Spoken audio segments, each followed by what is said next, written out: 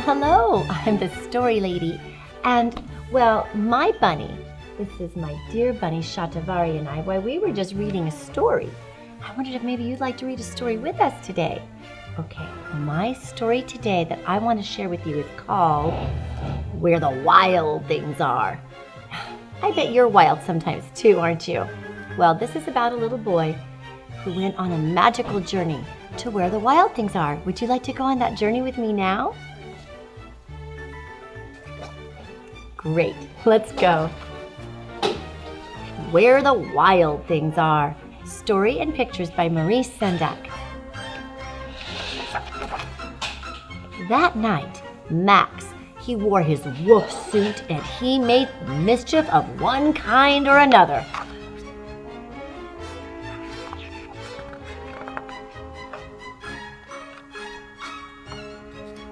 His mother called him, "You wild thing."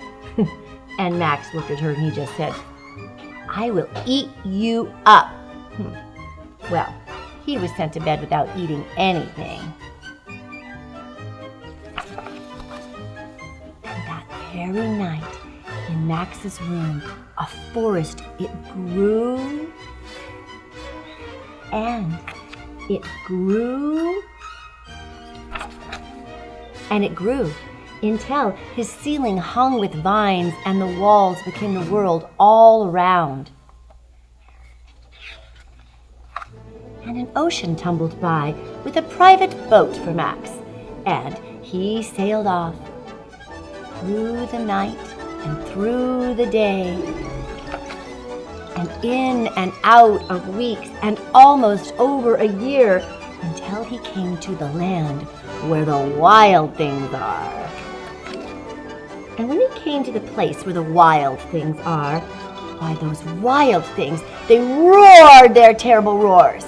Now, I want to hear you roar your terrible roars. That's wonderful. But that wasn't all. Those wild things, why, they gnashed their terrible teeth. Could you gnash your terrible teeth too? Great job. And then those wild things, they rolled their terrible eyes. Ooh. Could you roar? Could you roll your terrible eyes too? Could you roll your terrible eyes too? Great job. Well, Max just looked at those wild things and he said, "Be still." And then he tamed them with the magic trick of staring right into their great big yellow eyes without blinking once.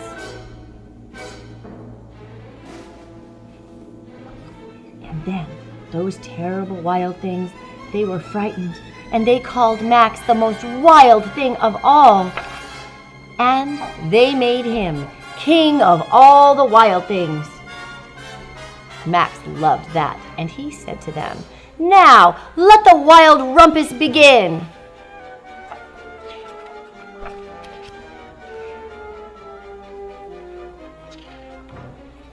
And they swung from the trees, and they roared their terrible roars, and Max went on piggyback on top of the wild thing's back.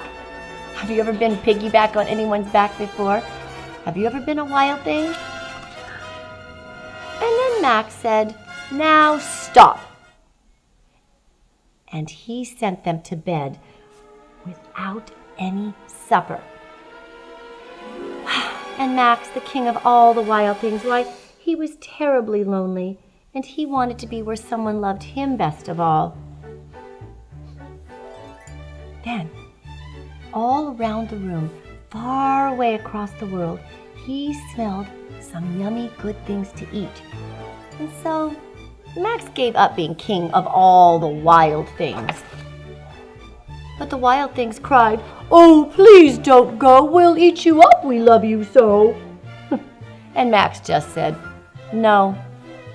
And the wild things, they roared their terrible roars, roar! And they gnashed their terrible teeth, and they showed their terrible claws.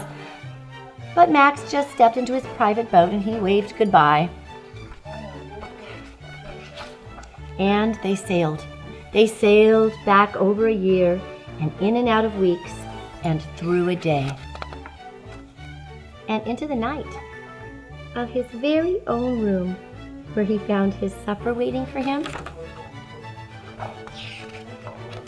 And it was still hot.